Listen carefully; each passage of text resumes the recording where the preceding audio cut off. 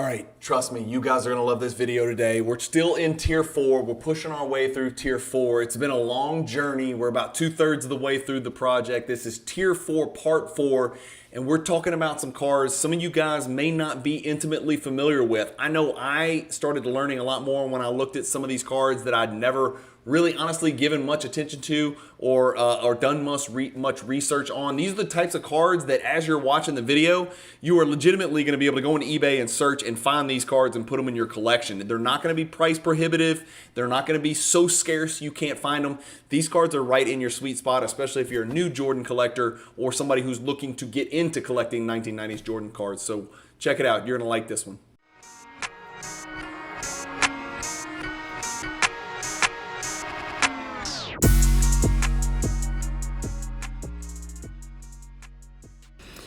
If you watch the Cajun Cardboard channel, I want you to consider using the PWCC Marketplace. It's a great place to buy sports cards, and you can even support the channel through my affiliate link, which is conveniently located in the YouTube description to this very video you're about to watch. Pause the video, get into the YouTube description, look in the top right of the channel, and you're going to see a link to PWCC. Save that link in your browser, and now you are able to buy sports cards on the PWCC Marketplace just like I do, and at the same time support the Cajun Cardboard channel. Hey guys, Brian with Cajun Cardboard coming at you from the great state of Louisiana. We're refreshed, we're rejuvenated, and we've had a couple days off. I've got the great Josh Dawson back from @Northeast Sports Cards on Instagram. Josh, welcome back. We're talking about Tier 4, Part 4. Yep, page 10. Page 10, which means this is, let's see, after today, we will be 4 parts. So 10, 11, 12, 13. We're halfway through Tier 4 after today. Yep. So this is the halfway point of Tier 4, and we are 5/7. See how I did that fast reduction of the fractions? 5/7 of the way through the project. So lots of great feedback, lots of input, lots of comments from people, lots of suggestions, which is what we expected and what we were absolutely every bit prepared for and what we welcome. Again, it's not a perfect science. Again, let's do this, Josh. Let's real quick go through the criteria again, since we're now about 2/3 of the way through the project, 5/7 of the way through. No memorabilia cards, no one-of-one cards, no autograph cards, no base cards, no oddball/foreign cards, no North Carolina cards, no cards after the year 1999. What am I forgetting? Baseball, golf. No baseball. Yeah, no baseball cards.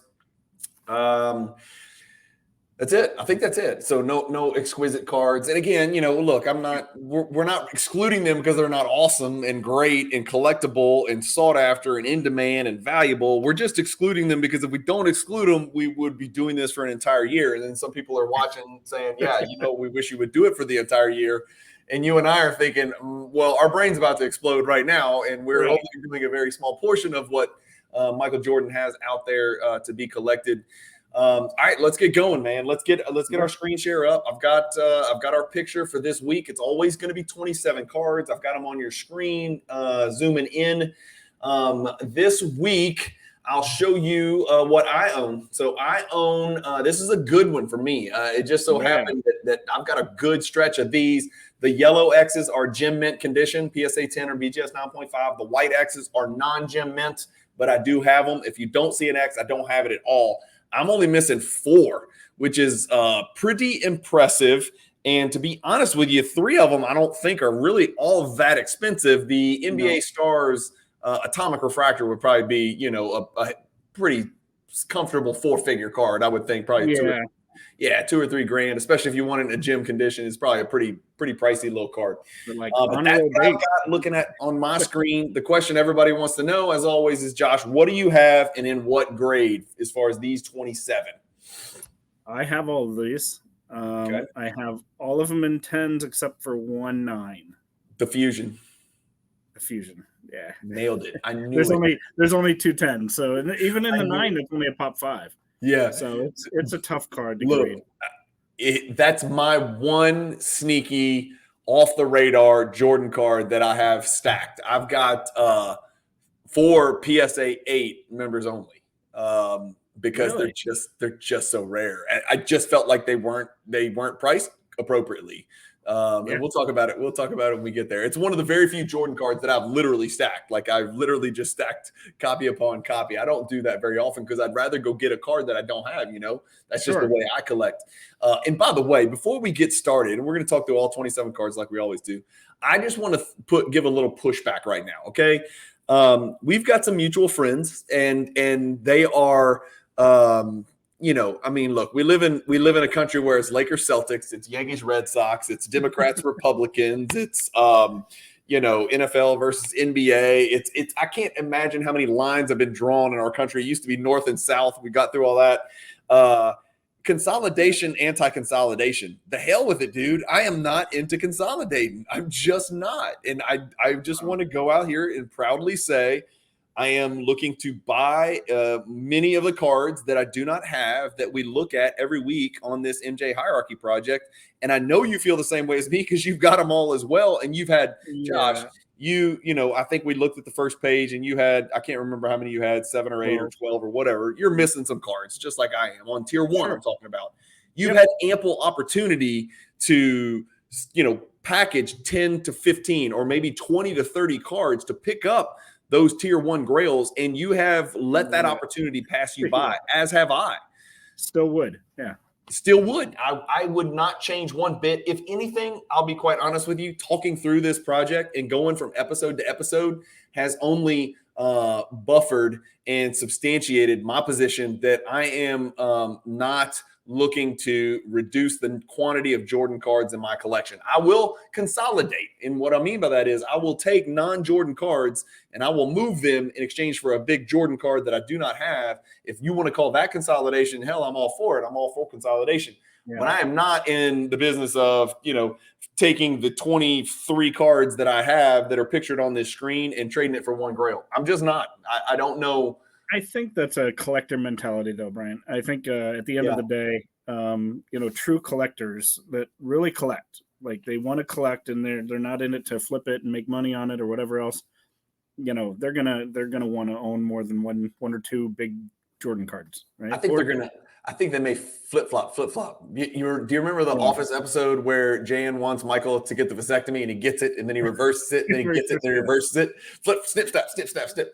That's kind of what I think that's going to happen. I think everybody who consolidates into a very quantifiable, measurable number of cards may one day regret it. And they may not regret it, but they may change course, and you can always. Somebody messaged me today and said, "Hey, what do you think I should do? Should I collect cards in PSA 8 or should I collect them in Raw? Or do you think I should, only try to get Gem Mint cards?" And I was like, man, look, and it was an email that I got unprovoked, and I've responded to him. I was like, I am not going to tell anybody how to collect cards. I don't know who you are, how old you are, what your budget is, what your goal is, what you already have, what you want to accomplish. I don't know any of these things. I was like, the only thing I will tell you is this. Collect however it feels natural to you and whatever kind of makes you happy, and you'll gravitate into your lane, but don't feel don't pigeonhole yourself into a one-track mind, one way of collecting, because a lot of us, years into our collecting experience, adapt and we're malleable and we kind of change the way we collect. I used to be BGS 9.5, PSA 10, period. If it's not that, I don't want it. And I turned over a new leaf in Chicago with you, man. And I picked up a couple PSA 9s and I was like, this feels pretty good, man. These are some pretty good cards, a couple grand for a PSA 9. This is a meaningful card. It doesn't have to have a 10 or a 9.5 on it. So I've crossed that threshold. I've adapted the way that I'm going to put my Jordan collection together. And I don't think there's any shame in that. So no, and I understand people not wanting, let's say, the honor roll, right? That's a $15 card. I understand people don't. They're not going to carry that around their suitcase. That's not a huge card. That's not a real liquid card to go trade and move up in the ranks, right? But it's a difference of mentality of wanting to have all the Jordan cards or, and diversify. And at the end of the day, if I had 3 or 4 or 5 huge grail cards and that's it, one, it's not as fun to look at for me. It's not as fun.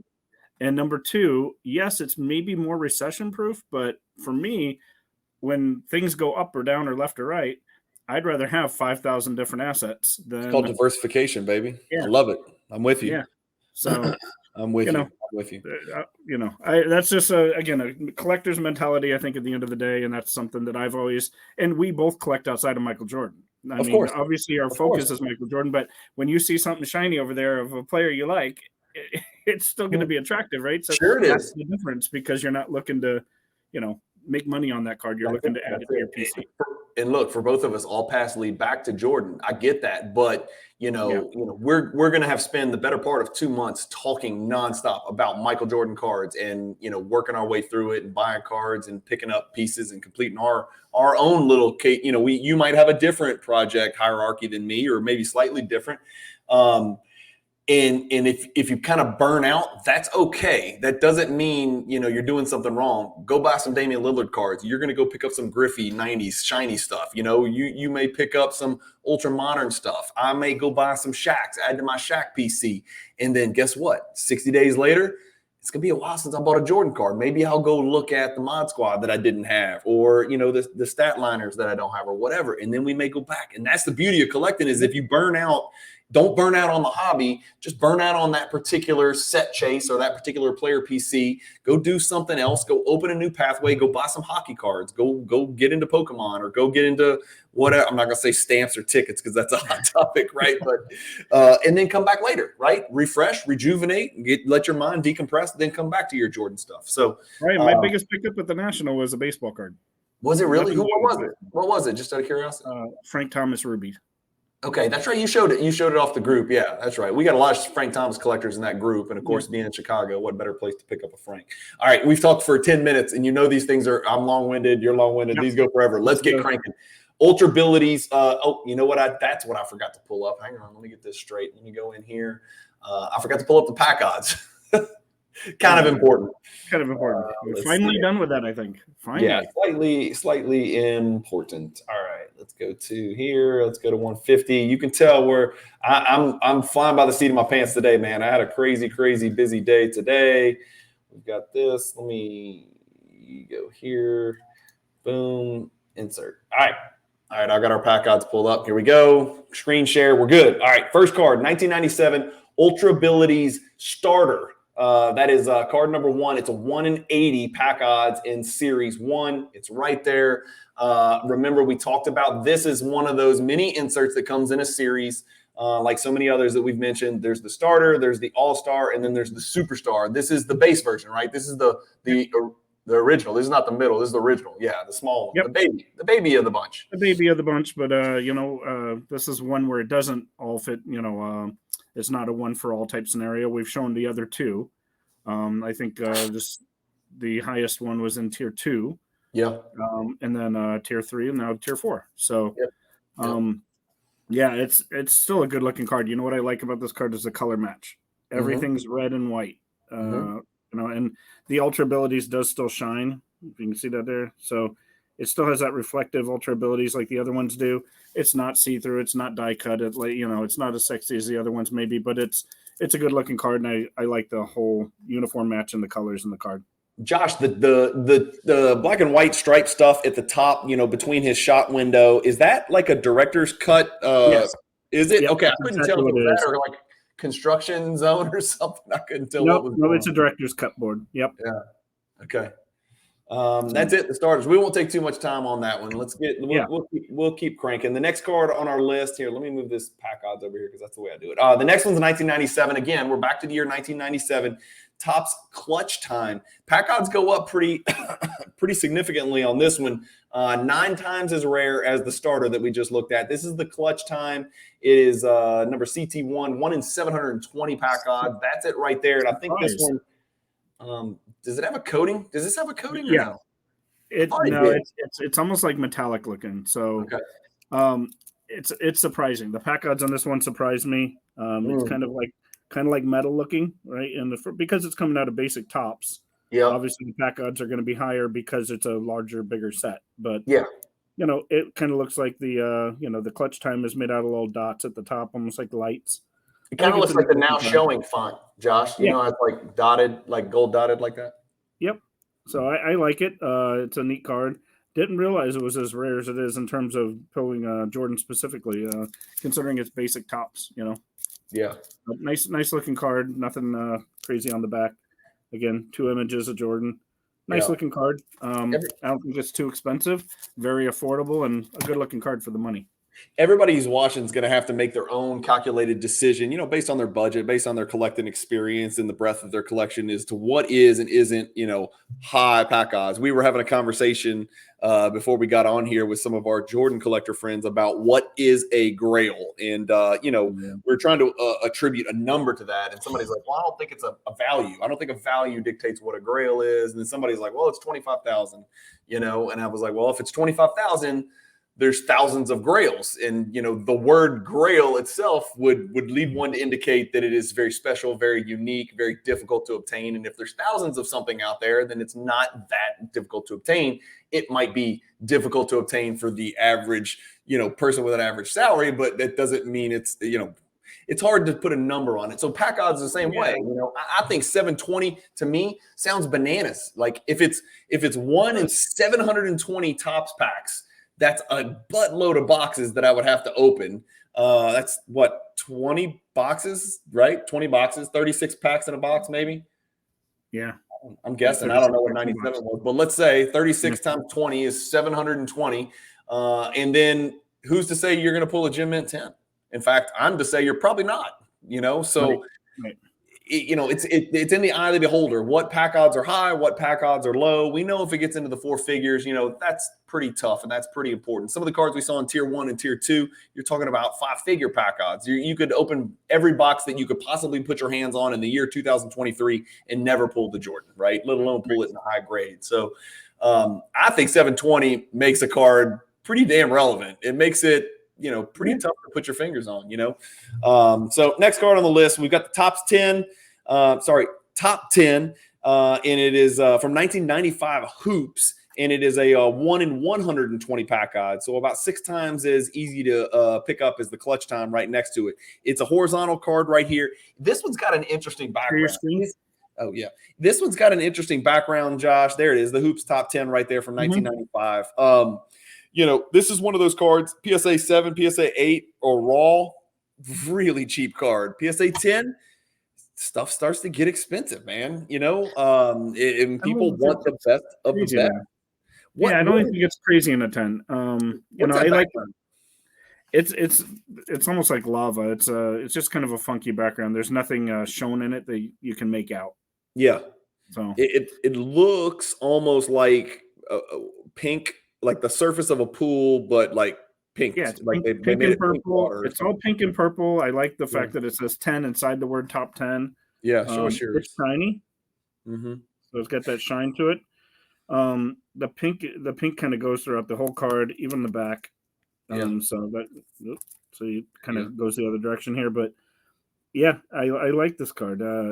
This reminds me of, when we talk about the 93 and 92 inserts, it kind of reminds me of like an original insert, even though it's from 95. It doesn't feel like, it doesn't fit with 97, 98 stuff, right? Where they're really pushing the envelope and they really get metallic and die cut and this and that. And it reminds me, because it's a paper card, although it has a shine to it. It reminds me of one of the original inserts. If you had to round it up or down, I'd round it down, right, to the earlier years. I'm with you, man. I'd round it down to the team leaders, the total Ds, and the beam teams and stuff like that. Yeah, I agree with you. All right, the next card's a card that we were kind of briefly talking about before we really started focusing on the card in the top left. It's the Stadium Club Fusion. It's 1995 Stadium Club Fusion. 1 in 768 pack odds. Of course, whenever you're talking about Stadium Club, you do have to recognize there are members only parallels as well. And if I recall, Josh, on the back of these, the members only is the words do run horizontally, or diagonally, bottom left to top right, I think, on the back. And then I don't have the members only. Yeah, I think it does. I'm almost positive because I got a bunch of Jordans and a bunch of Shaqs. But the card looks green on your screen. It's not. It is definitely gold. Am I wrong? No, it is gold. It is, and it's a reflective kind of gold too. So there you go. It has a little rainbow to it, if I can get it right there. So what's cool about this card is it's all die cut around the word Chicago, even inside the word Chicago, inside the C and everything here. But when you pair it with the next card, it actually says Bulls. And so over here, it would have the word Bulls. and another player. I think it's Pippen. I can't remember. Pippen. It's Pippen. Yeah. And then you put Jordan and Pippen together, and it says Chicago Bulls right down the middle with it all die cut out of the word Chicago Bulls. So which cool. I think is really cool. And that gold foil is so susceptible to chipping. It is ridiculous. If I could share the picture of some of mine, oh my gosh, yeah. They're just very, very susceptible to chipping. And that's on the Chicago die cut script name on the right, as well as especially, in fact, the all gold etch foil border on the left. Those things chip. Oh my gosh, it's like they chip everywhere, and it is reflective, like I said. So it's a great card. It's a great looking card. I like this card a lot. I like them when they're paired together, and you can see Chicago Bulls. Google an image of that. I don't know if I can, but it really looks great together as a set. It's one of the cards, and we've talked through a bunch of cards like this: Thunder and Lightning. The Fusion fits together. What are some other ones that I'm forgetting about, Josh? There's more that fit together with teammates. There's teammates. There's a upper deck commemorative with 3 Jordans, like in a hollow. MJ1, MJ2, MJ3, right? That fits together, right? Those all fit together. Yeah. The luminescent, triumphant stuff all fits together. Fits together, 3-way, 3 players fit together. There's actually a card coming up that we're going to talk about later in Tier 4 called Upper Deck Teammates, right? Mm-hmm. Which fits together. It's actually called Teammates. So there's a long list of cards, inserts specifically, that come out of these packs that actually either piece together or are meant to be collected together in like mini sets. And I think that's really cool, especially the ones that are teammates.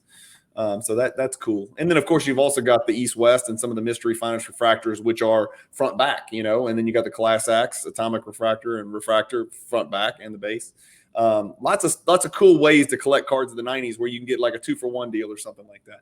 Yeah. Next on the list is the Super Feats. I call it Super Feats. 1996 Hoops Super Feats. It is 1 in 360 pack odds. Retail only. Does retail only? Do you think retail only increases or decreases the value of the card?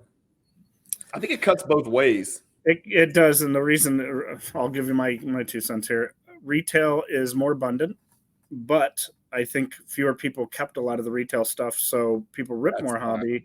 Even though it was cheaper and it was more readily available, I think a lot of people discarded it too. So agreed. So I think having an insert like this from the mid 90s is really kind of cool. They're great looking cards. This one just got the gold on it. Nothing crazy fancy. No reflection or anything. Just has the Super Feats at the bottom with the S in the ball, and then Super Feats down the gold trim on the other side. So that's it. Yeah. Simple card. Nothing crazy. Great shot of MJ. Back is really nice too. Yeah. Some of these cards speak for themselves, man. I mean, just put the card on the screen, show the card. There's not too much to talk about. Not every card is going to, break the internet with technology or technological advancements or new features that other card. Sometimes cards are just a pretty cool card that everybody thinks they need to have in their collection. And this is an example of a card where if we were into consolidating, this card would not be on our radar, but we're not. We're into collecting as many meaningful Michael Jordan cards as possible, and some not meaningful. To be frank, between the two of us, some of them are not very meaningful, but they mean something to us, So, this is one of those cards that's definitely gotten lost in the shuffle. I mean, there's guys that have been collecting Jordans that have $1 million collections. If you said, "Hey, are you familiar with the Hoops Super Feet, the Hoops Super Feats from 1996?" Honestly, those people are not going to have any damn idea what you're talking about. If we posted in our group, "Hey, does anybody have an extra 96 Hoops Super Feats PSA 10?" I bet you and these dudes have monster collections, right? Like I'm just a fly on the wall half the time, and they would be like, "What the hell are you talking about? What the hell is a Super Feats?" Yep. All right, next one I really like, and guess what? You're going to be so proud of me. I just picked this card up. I picked it up, and I picked it up on PSA 10. The 1997 Bowman's Best mirror image atomic refractor, 1 in 1,920 pack odds. You've got Mercer and Jordan on the front. I think it's Marbury and I forget. Gary Payton. Gary Payton on the back. Yes, I knew it. So East on the front, West on the back. Another one. This is a 4-for-1, right? It's better than the East-West. It's better than the mystery border. And it's an atomic. Got 4 players. 1,900 pack odds. 3 of the guys were absolute stars. Ron Mercer never quite got there, although he played for my Kentucky Wildcats, one of the best college basketball teams ever. Those 96 Kentucky Wildcat teams. Mercer just never learned to really shoot a basketball. He just never became a proficient shooter. But great to watch in college. Great college basketball team to watch with Delk and Derek Anderson and Mashburn. And I think Mashburn was still there. Was Mashburn still there? Maybe he wasn't. And Mercer. But anyway, I probably should know that. Show us what you got. This one also has a regular refractor version. This is the atomic refractor, so it has that grid pattern to it. Yeah. Obviously, it'll have the grid pattern front and back because it also has all 4 players. The one thing that you'll see a lot of on this card is nobody knows which way to really holder it. Obviously, This is the back, and nobody messes that up because the numbering's right up here. The card number, yep. The card number. So everybody puts Jordan on the front, but whether they put him upside down or right side up is a different story. I've seen a lot of these, and it shouldn't be, right? It says Bowman's best. The problem is, if you read Bowman's best there, it's upside down. Yeah, you're right. I think Mercer needs to be up. Well, right. I like Jordan being up though because I don't want to see him upside down like that picture. So. That's right.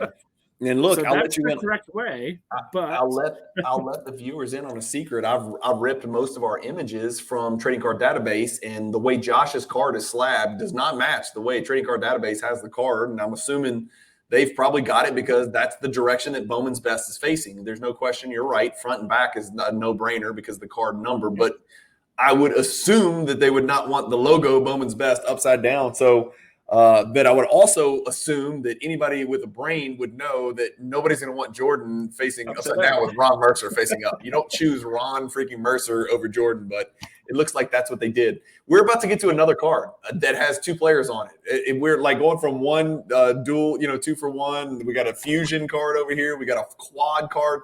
Top Crop is another great one, and it's another card, and it just so happened to fit in this order. It's also Jordan and Gary Payton. So it's Gary Payton on the back, Jordan on the front, and this is another one of those hollow foil cards that if you're holding it in your hand, it's going to look like a refractor. But the Top Crop is 1 in 288 pack odds, but it's actually really affordable, even in a PSA 10. It's not that expensive. To be honest, probably one of the best looking cards. I like the Atomic below it better, but other than that, one of the best looking cards on this entire page. Very good looking card. Just because of the rainbows and the colors in it. So yep. And another East-West, right? It's another East versus West. Yep. Yep. So you got the glove here, and then Jordan on the front. So again, I really like this one. It's really, really beautiful in person. Yeah. So still images can't really do it justice, but go find one and pick it up in person. You'll fall in love with this one. This one kind of reminds me from a texture and a shine standpoint. It kind of reminds me of the Topps Legacies. Have we done that yet? My brain's in circles. I don't remember if I don't think we've done Legacies yet. No. But it kind of reminds me of like, you know what I mean? It's like, it's not a refractor, but like to the common observer, you might look at it and say, damn, that's a refractor. Like hold it in your hand on the screen right now. That looks like a refractor. It refracts better than some refractors, and there's no chance of greening. So, right, and here's one about this. This card is, for me, put in the holder perfectly. It's incorrect. I know. That was just about to ask you about the card number being on the front. Yeah, so this is the front of the card, technically. The card number is right down here. Which side of it? Right there. RC9. So TC9. So for Top Crop, that's this is the back of the card, but I want it just like I'm showing it with Jordan right on the front with that label. So it's cool. They got kind of almost a map in the background of the eastern coast of the United States with Jordan and the western coast with Peyton, and of course those two guys met in the finals. Yeah, big time card. Great card. The Topps 40 refractor. We're talking about the 1997 Topps Chrome Topps 40. I don't have refractor on here. Is this the base version? Did we did the refractor. We did the refractor already. Okay, so did the refractor make it in tier 3? I can't remember. Tier 4. Tier 4. Okay, so the base and the refractor go in tier 4. I probably should have put them together to avoid the confusion, but this will be the base version. So the base version is 1 in 288. The Topps 40 refractor is probably much more difficult pack odds. In fact, I'm certain of it.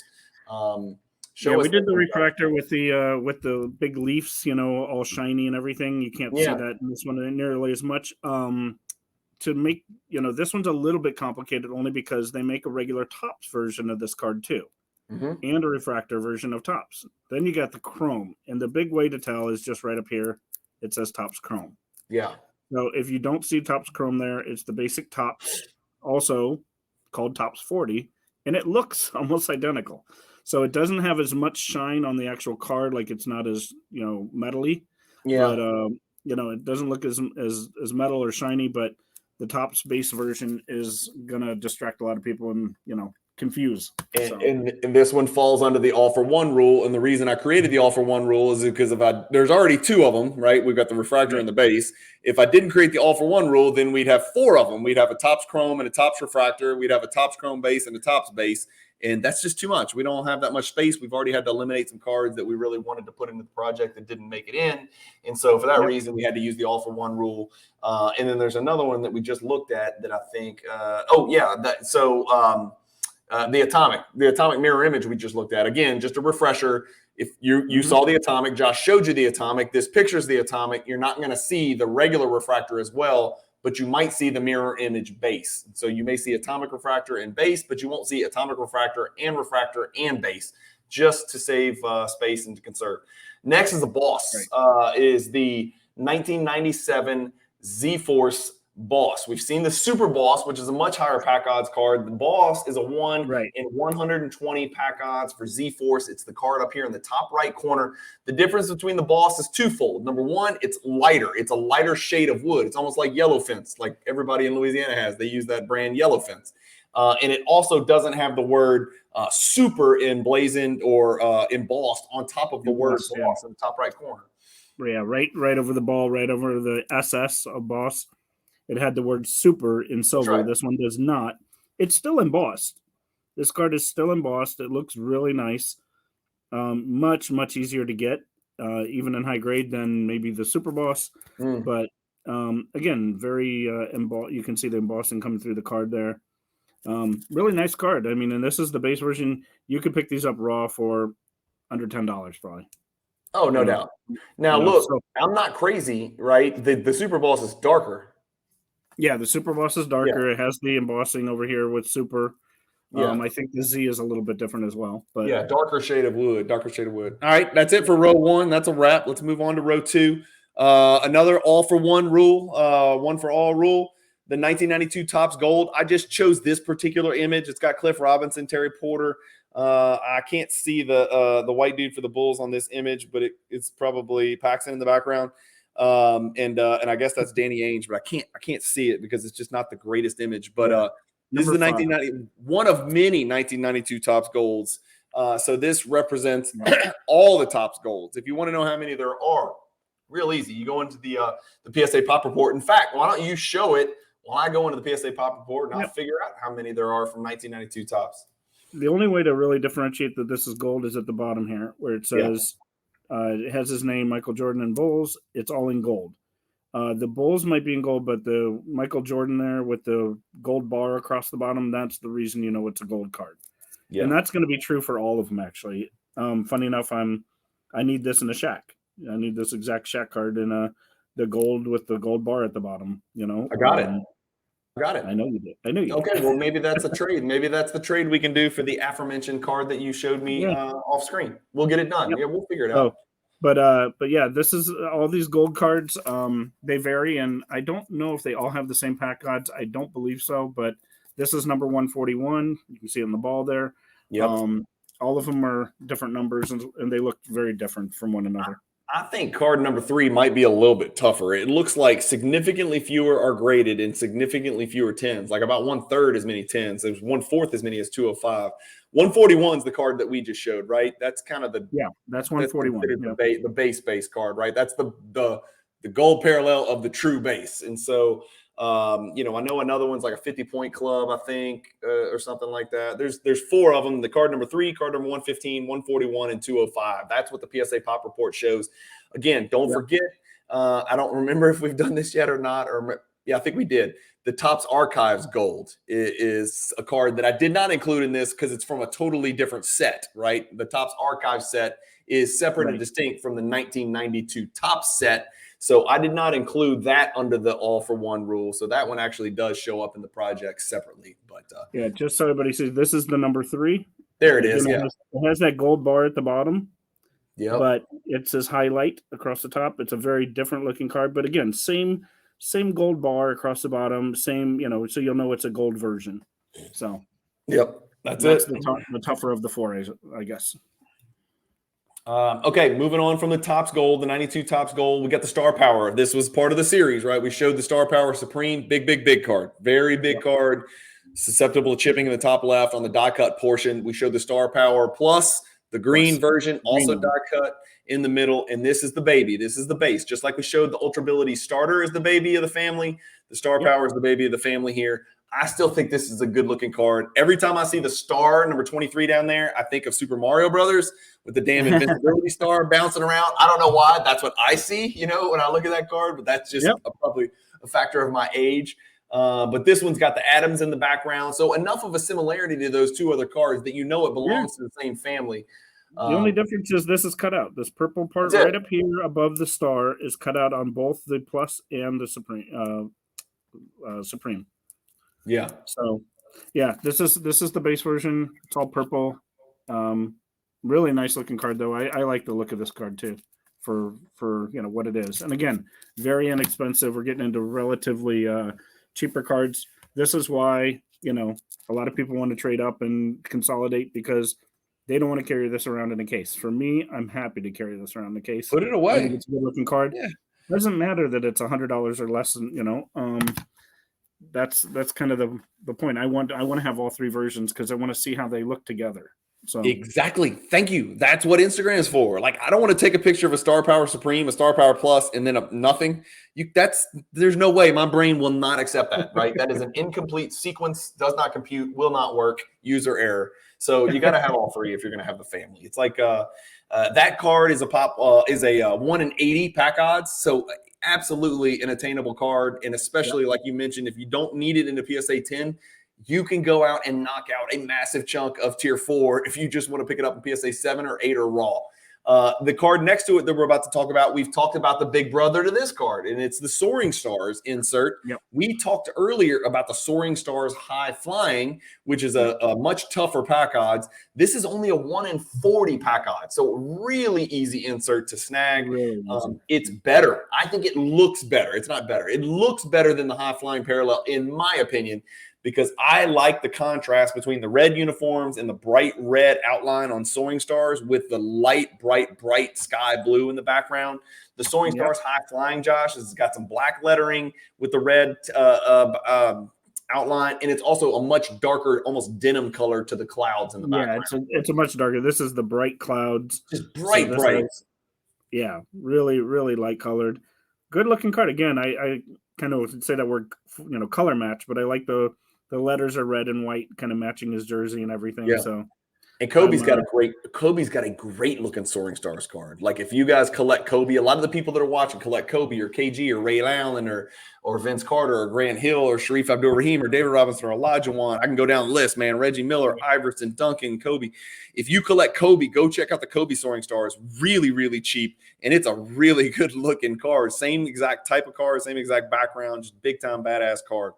We're going to keep this theme going where we're looking at cards that have big brothers. And these two have a really big brother, right? The Topps red label, gold label was a tier 2 card, if I recall, serial number to 100. It's a confusing, funny name. Gold label is the name of the product insert. Right. And then red label is the color of the Topps gold label logo. So this is the black label, and then just the regular right next to it. And I forget why, but it's not theoretically a base card. It's not. Topps Gold Label is not a base card, and there's a reason why, and that's why it's in the project. The black label is also not serial numbered, and neither is the base, but pop 1 in 1, and I think I've actually got these out of order, because isn't this the gold label on the left?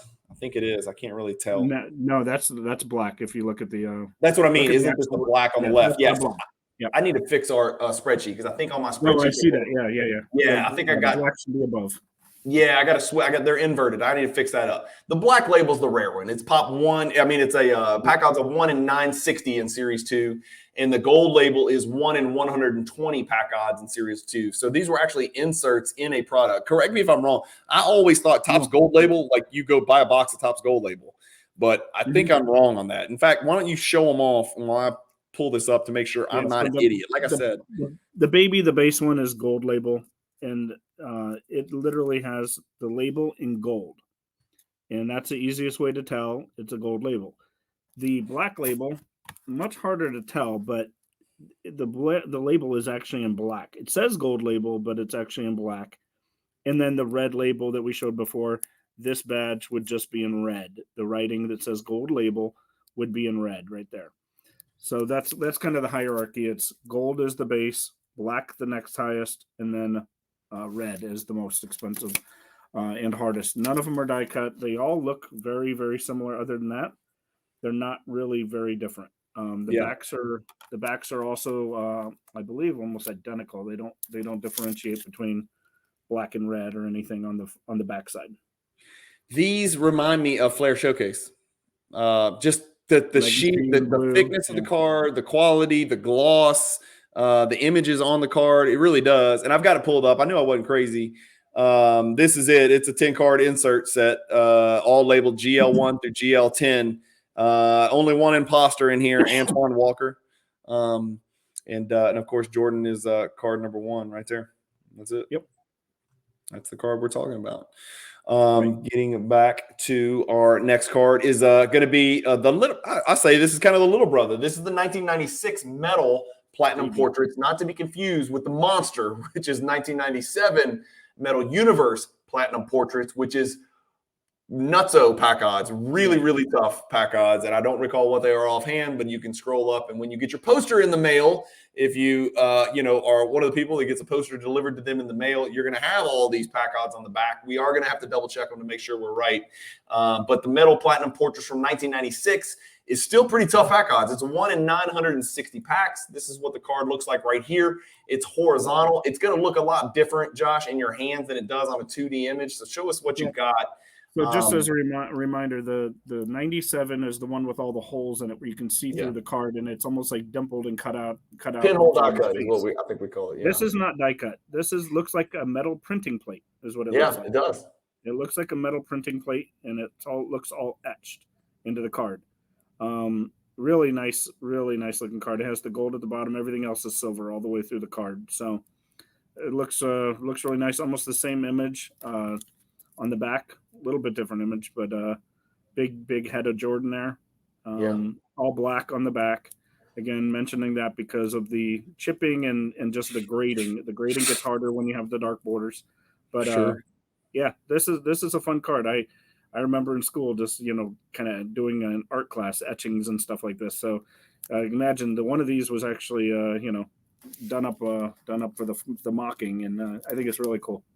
In the bottom right over there too, you can kind of tell the 1996 metal logo is between the script Michael Jordan and the Bull's nostril. Just a cool card, man. That's different. That's unique, man. The metal stuff, it's cool to see how 95 and 96 metal, like they really that was a big change, man. That was a big change. People there's nothing like that. No, and people who collect baseball cards remember when Upper Deck showed up, or people remember when 1990 Skybox Basketball showed up, and they're like, "What are we even looking at? This is weird." And then Upper Deck Baseball and Basketball showed up on the scene. Showed up on the scene, and it was like, "Damn, this feels valuable in my hands." Of course, we didn't know there was 8 trillion printed, and then metal was a huge kind of deviation from the norm, and then Metal Universe. They were on acid. They just took it to another level. They were tripping acid, and all kinds of crazy stuff came out of 97, including the PMGs. For those of you who've never held PMGs in your hand, grab some red PMGs or go look at some really high-def images and look in the background of some of the crazy stuff that's going on 97 Metal Universe stuff. But metal is what paved the way for Metal Universe. And then it was just 2 years of it. I think it all started in 93 with Finest. the refractors, and Yeah. that technology started changing everything. There were chromium looking cards, and that was the first time we went away from paper to chromium, thicker, refractor Sure. type looking cards, and that kind of just led right into this 95, 96 stuff. So. Yeah. Yep. The next one's a big one, and I picked it up at the National. I'm very excited. It is You the did. 1997 screen share, 1997 Bowman's Best Atomic Refractor, 1 in 3,000 pack odds. I don't think before I started this project, I'm probably alone in this. I didn't realize the pack odds on these Bowman's Best Atomic Refractors. I didn't know they were that steep. I've got a newfound respect. I always kind of, I put all the Bowman's Best stuff on the side, Josh, to be quite honest with you, and kind of kept it at a distance because I wasn't real familiar with it. It seemed like there was a lot of different Bowman's Best cards out there. I wasn't really sure what they were or what they meant, and that's part of the reason we're doing this project is so, I wanted to educate myself, and I was like, well, if I'm going to do it, I might as well put something together everybody can use. And then I started looking at the pack odds. The pack odds in the Bowman's Best Atomic Refractors, all of them, start to finish, they're nasty, man. They're tough. These are not easy cards to find. And remember, the reason atomics are the pack odds are definitely higher than a regular refractor, but it's the set size. So when we say it's 1 in X for Jordan, it's because those sets are much bigger. I mean, this is card number 60. So when the sets get bigger, the odds get bigger simply by doing the multiplication, right? So it's X times Y, and if either gets big, then it's going to be a big number. Yeah, great looking card. Again, atomic, you can see the lines, the grid pattern. That's what makes it atomic versus a regular refractor that's just shiny and smooth all the way through. This one doesn't have any greening, which I'm kind of proud of and hope it stays that way. Yeah. This is probably the nicest looking card aesthetically on this page for me. Really? Yeah. We're going to revisit that. It might be, it might be. I need to look at it. Top crop is different. Top crop is aesthetically right there, but it's there. But that's one of my favorite ones. It is a good card. It is a good looking card. No, you love the refractor stuff. Yeah. All right. Next on the list is a card everybody should be familiar with, the 1987 Fleer sticker, and it's got a very lowly 1 in 11 pack odds. But let me tell you, this card is no slouch. That's it right there. Super young, bouncy, exuberant, athletic freak Jordan in your picture. This is a card, Josh. I'm scared to ask you when you picked this card up. If I had to guess, it was not in one of the last 2 decades. No. I'll give you an idea, Ryan. If you look at some of the other cards we've just been going through, the cert numbers start with a 3 or at least a 1-8 or 1-5, or that's a low one, a 1-6. Yeah. This one starts with a 0. So it's been a while. Wow. I had it reholdered, and that's why it has the lighthouse here. Otherwise, the cert number has not changed. The only reason it looks like it's in a new holder is because I just had it reholdered 2 nationals ago. So here's a question. I did not know. I've never had a card reholdered. I've crossed a card over. I've graded cards, obviously tens of thousands. I've never taken a PSA slab, sent it to PSA, and said reholder this in a lighthouse slab. They keep the cert number. Yeah. Okay, that's great news. Yeah, that's important. The label doesn't change except the label changes in 2 ways. You get the lighthouse on the front. You get the QR code on the back. Okay. Most of the old slabs look like that on the back. Yeah. So you don't get the QR code, so you can't quickly do an inventory like you can nowadays. Yeah. But this you could do that quicker. I reholdered a couple of these. Probably about 20 to 25 of the bigger cards I have from tier 1 and tier 2, because as we talked about in some of those episodes, some of them are faked. Yeah. I wanted to reassure myself. Not only did I know, but I wanted to evaluate the authenticity. But I also wanted to, God forbid if I ever do want to sell something, you want to make sure that's taken out of the equation. And I wanted it in a new holder. I mean, some of these holders are getting old, and this one I just like it in the new sleeve and everything. So I think it looks really good with the new label. So it's a big time card. Of course, we saw the 86 Fleer sticker was in tier 2, so we dropped it to this tier. Now look again. Let's reiterate. Just because a card's in tier 4, remember there's 4 factors to consider. There's aesthetics, there's demand, there is scarcity, and there is value. This one in PSA 10, Josh, as you can see on your screen that I'm not sharing, really checks the boxes as far as value. This card last sold 4 months ago, 5 months ago for 25 grand. $25,000. It's hit as high as $45,000, almost $44,000 in the last 2 years.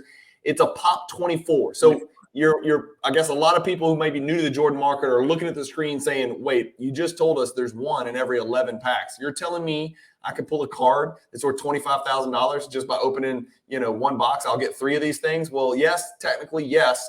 But no, technically, you're not going to get a PSA 10 out of those boxes. If I had to guess, I'm not a gambling man, but if I had to, I'd bet against it.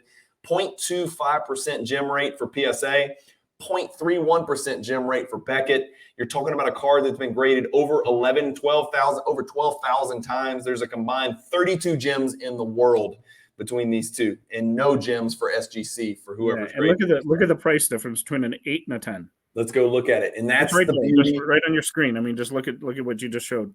PSA 10, 25,000. Yeah, we could go back to that one, but here you go. There's the PSA 8. Look, it's hovering in the 400. It's actually down. It's almost consistently in the 200 to 250 range. If we look at the last 1 month, there's going to be plenty of sales. This is a $250 to $150 card. And that right there is collecting Jordan cards in a nutshell. And that's why it's a beautiful game to play, because, Josh, you can play in however deep a water you want to. If you're nuts and you want to be the next Josh Dawson, go find one of those 24 PSA 10s. Maybe you're like me and you're just sort of a snob. You could go get it in BGS 9.5 for 1/3. Or maybe you just want to collect all the cards that you see in the Cajun Cardboard Hierarchy Project in raw condition or PSA 8. The PSA 8's $232, but you know what? You can also go pick it up in PSA 7. PSA 7, you're getting to about $100 cards, about $130 card, and there's 2,563 of those things out there. 4,000 PSA 8s. So don't let Jordan's too expensive be the answer to why don't you collect Jordans. The answer cannot be Jordan's too expensive to collect, because that's not true, because ultra modern prospect quarterbacks some of them are more expensive than Jordans, right? I mean, Zion's more expensive than Jordan. It just depends on how you want to collect the Jordans. That's all there is to it.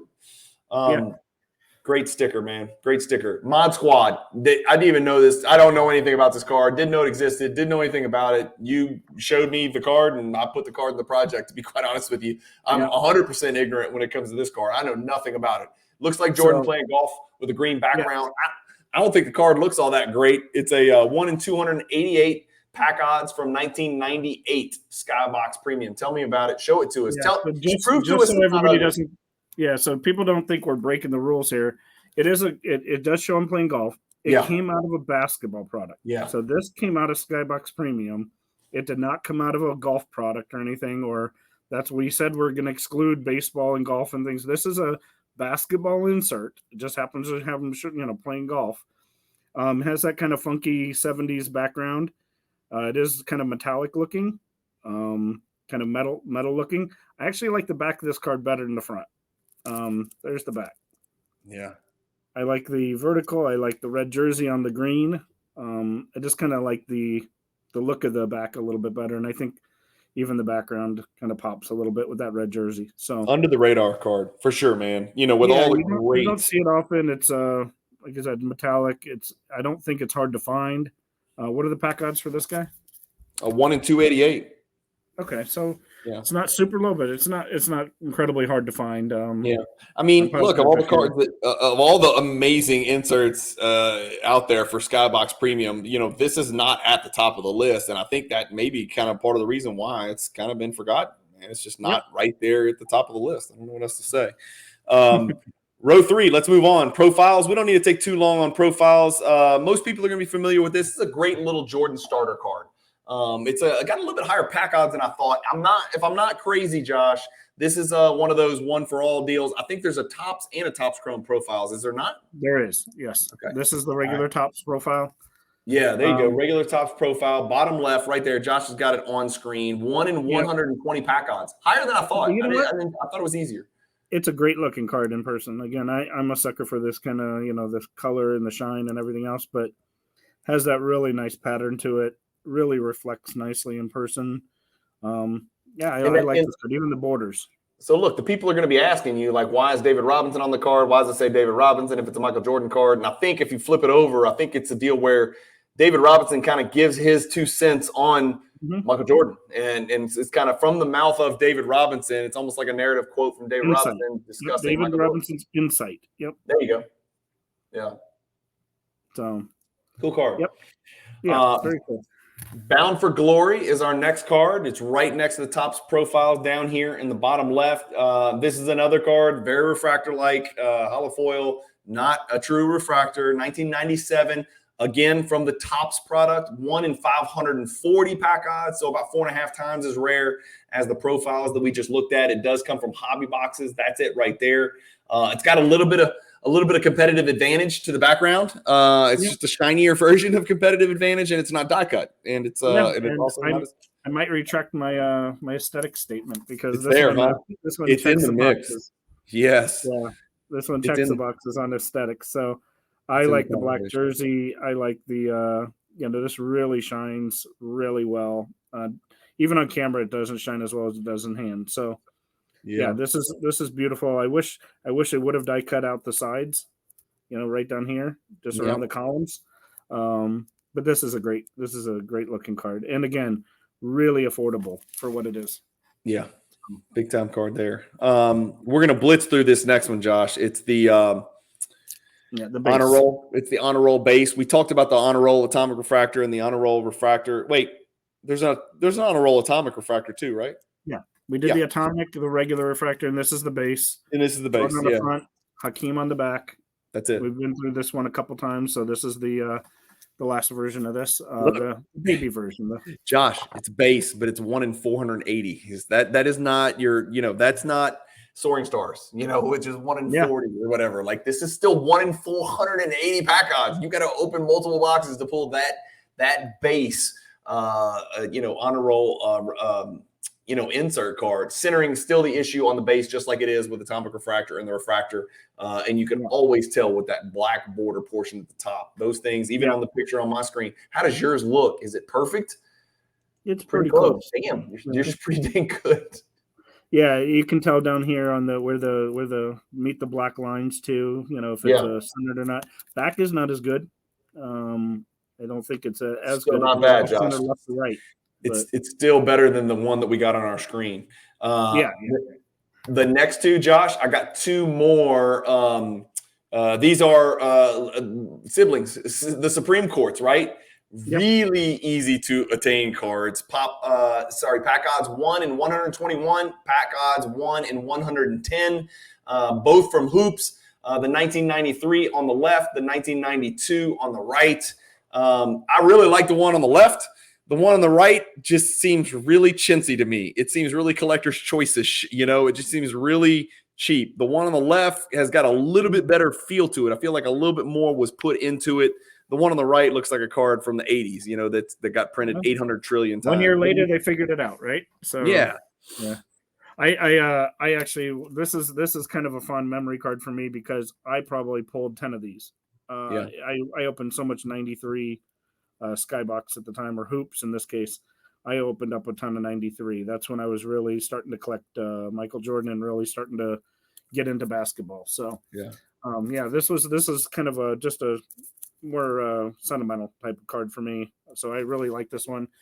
Supreme Court, going on to the next one. Same thing. A little bit cheaper. Maybe it's the white borders, I think, is what's doing it. I like the gold font on the side. But head of the court, Supreme Court, whatever you want to call it. So these are both rare, very recognizable inserts from the 90s for me. They're again nostalgic, and they kind of fit that. You just kind of go along with all the other inserts from the early 90s. The next one reminds me of Game of Thrones, dude. I don't know how many times I can look at it, how many different ways. It's the Topps Chrome Champion Spirit. Some people say Championship Spirit. Some people say Champions, plural Spirit. It's just Champion Spirit. So it's just Spirit of a Champion, Champion Spirit. It's a 1 in 84 pack odds. It's right there. You can see why it reminds me of Game of Thrones because it looks like the throne from Throne Room in the background. But it's a Topps Chrome. It's a base insert. There's no other variations of this. It sure seems like they should have made a refractor version of this. It just seems like it's Topps Chrome. Yeah. I mean, it could have been really something, right? If they'd have embossed it, made it a refractor version. I mean, they really could have done some nasty stuff with this. It's just got a great design to it. Jordan's wearing the black. There's only so many cards where Jordan's wearing that black uniform, and this is one of them. Again, not of an expensive card. This is a card you can go pick up today in a PSA 10. I bet you anything, if I searched on eBay right now and typed in Champion Spirit PSA 10, it would come up. Yeah, I like this. Almost like that metal etching look again. You got David Robinson in the background, kind of, I guess block the shot. So kind of hard to see behind the things there, but that's definitely David Robinson. And it just has that kind of like etched feel to the different spikes. Yeah. Like we said, pack odds were 1 in 84. Just not crazy, right? And I've got it pulled up on eBay. Look at this. I typed in Topps Chrome Champion Spirit PSA 10 Jordan. There's one right there with 228 with a day left, 375 OBO, 365, 349, 305, 300, 229 buy it now, 223 buy it now, 399. So you're talking about a few $100. You could pick that card up in a PSA 10. And I'm not saying you should, and we're not giving anybody investment advice. I'm just saying one of the more readily available cards of the cards that we've looked at today. The Supreme Courts also come to mind. Those are not difficult to find. The 92 is a little easier than 93. Upper Deck Award winner. This is an early card. Yeah, 1992 Ultra NBA. I said Upper Deck. The 1992 Ultra NBA Award winner. It's 1 in 210 pack odds. It's right here on your screen, right next to the Champion Spirit. This is the card here. This is a very bleh card to me. This is very early 90s to me. Like it almost strikes me more, Josh, as a subset card than it does. And I know it's a big card in PSA 10, so I'm not going to diminish the card.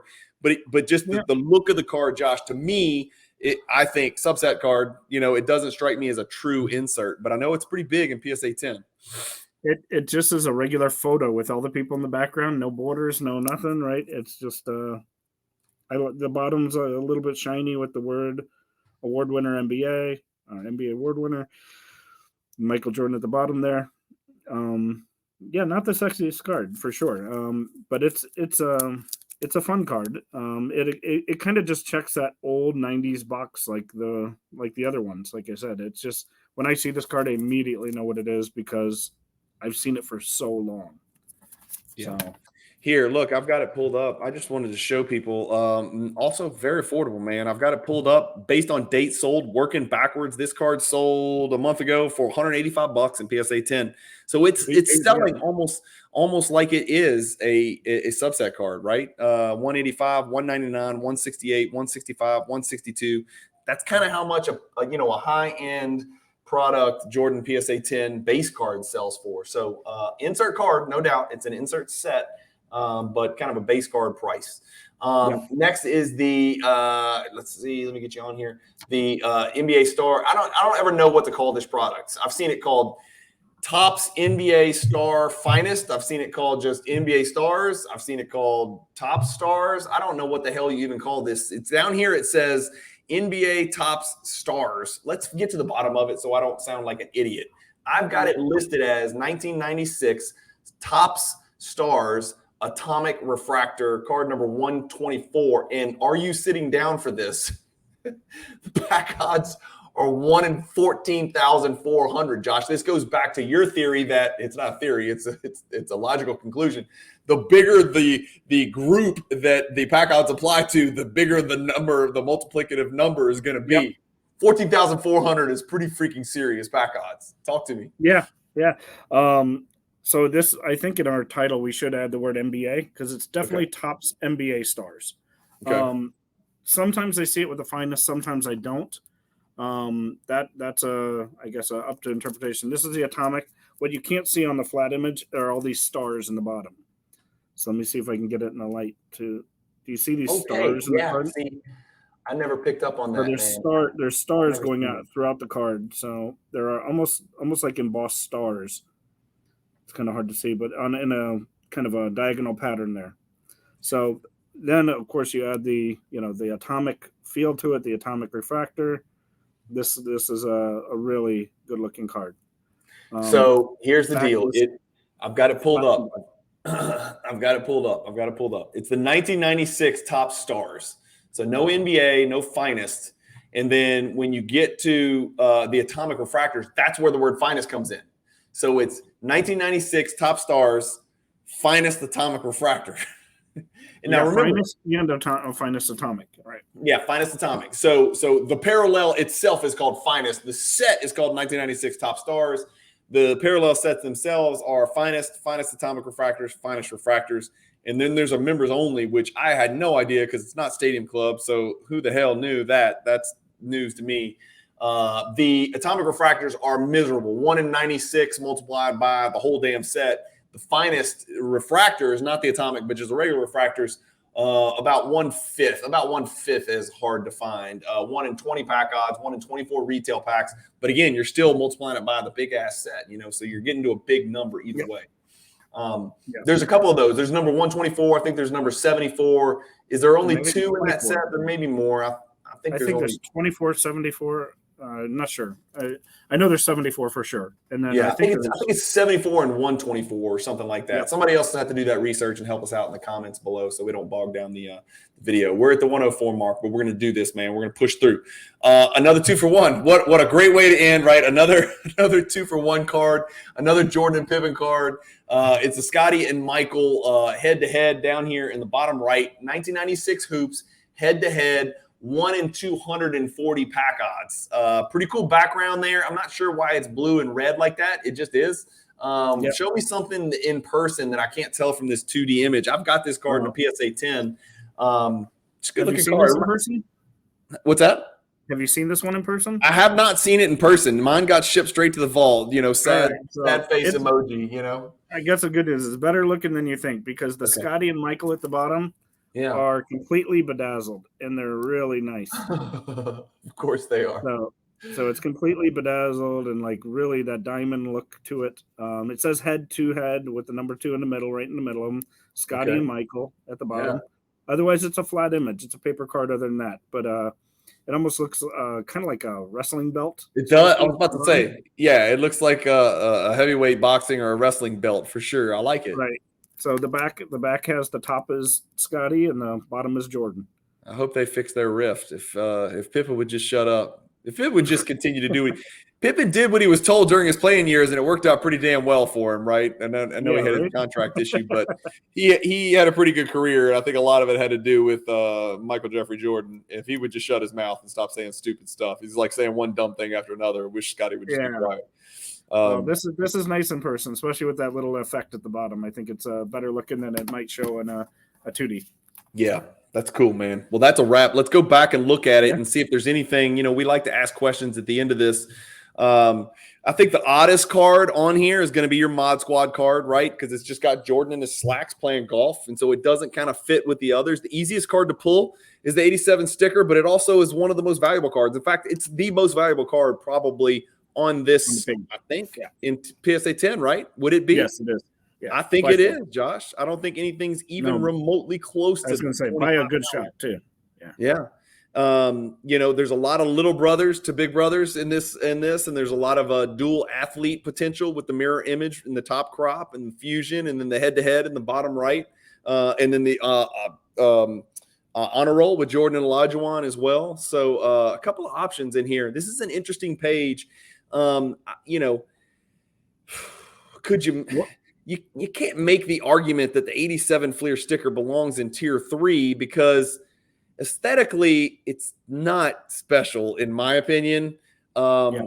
Demand I would say is high. It's not tier 2 level. It's not maybe not even tier 3 level. Value only in the PSA 10, right? It's a couple $100 in PSA 8, in PSA 7.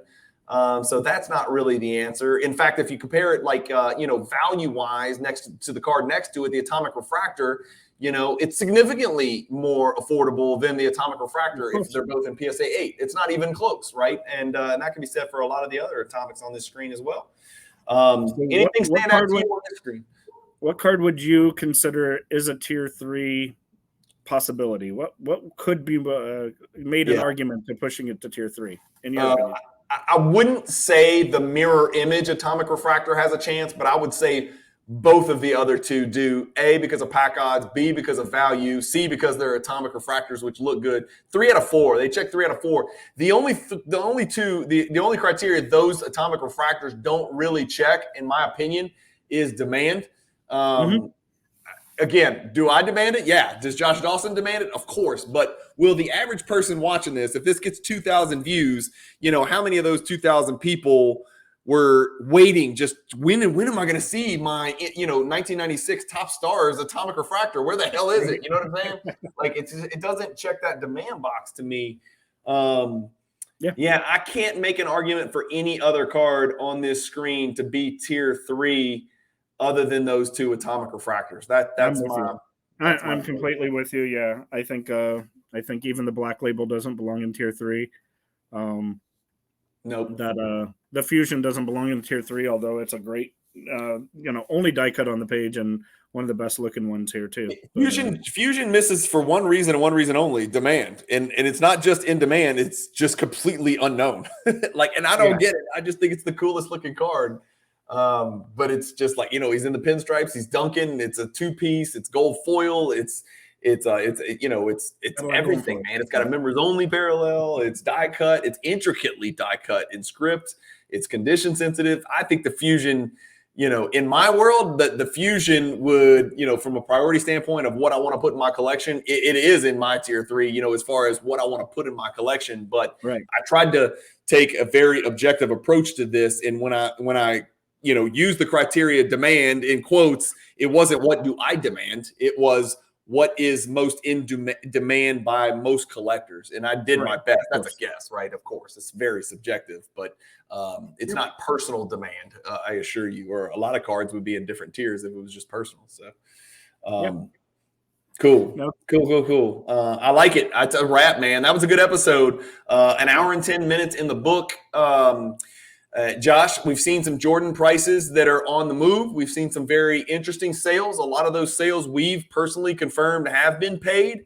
I don't like to cast general, assertions on what's going on in the market, but we're seeing some interesting sales data in the Michael Jordan card world, about 3 years post-pandemic. Is that safe to say? We're seeing some shocking numbers. Everything's come down. I think Jordan's come down a little less maybe than others, and they're rebounding first. And I don't think that's that's unheard of. The Jordan leads the way, whether he's leading the way good or leading the way bad. Jordan is usually the harbinger of what is to come with all of the other cards in the hobby and all of the other sports. It just works that way, and we're seeing it again. And I hope it's a sign of things to come for other 90s cards, for ultramodern cards, for vintage cards. And I know some cards in those sectors are also doing fantastic, but all I'll say is this. I like to buy on PWCC. I really like to buy on the PWCC Weekly. I like to pick off these tier 4 cards in PSA 10 and BGS 9.5 value. That's kind of where I like to grow it because they go straight into my vault, and that's the way I collect. And I'm getting my ass kicked. I'm not winning anything. I've gone 2 weeks in a row not picking up a single card worth $100, and I am a pretty aggressive bidder, and I've got a pretty nice little nest egg and war chest that I'm trying to spend, and I can't spend it because I'm not winning any of these auctions, Josh. And Brian, you're not alone. I'm finding the same thing not only on PWCC but even eBay. I'm finding some things that are just basic boring inserts from 1998 Upper Deck Michael Jordan, and I'm getting outbid like 2 times. Yeah, I mean, I'm like, I'm going to put in a heavy bid on this one. I'm going to win this. I don't even get close. Nope. It's crazy happening. There's something is happening. Either demand is growing or I don't know. I don't know what's happening. But yeah, like I was trying to pick up some Star Surges and some Wilds because you put me onto those cards from 99 Upper Deck. And I'm not talking about the level 1s and 2s, the serial numbered card stuff. I'm talking about the base in PSA 10. And, I couldn't get them for comps.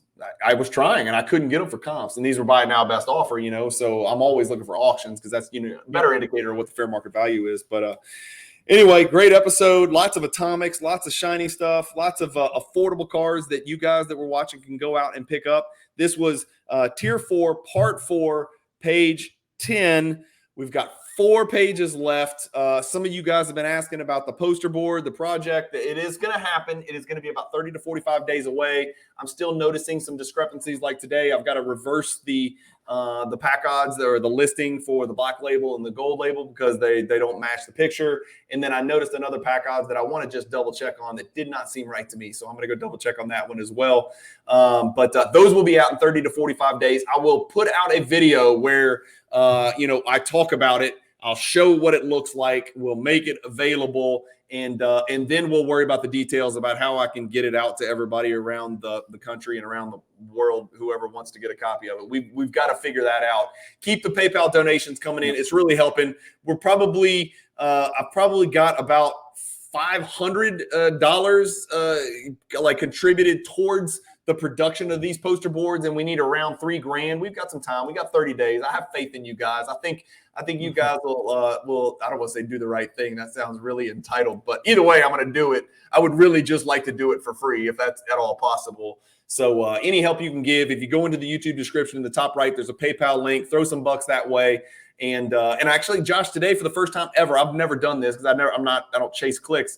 I did a giveaway on my channel. I didn't give away in order to get something back. I just did a giveaway. I gave away one of these real cool homage t-shirts, and then a Vince Carter Hocus Pocus PSA 8 insert, and then a Michael Jordan 1989 Fleer sticker PSA 7, which is not a very valuable card, but I needed to give a Jordan away because I'm such a Jordan-centric guy.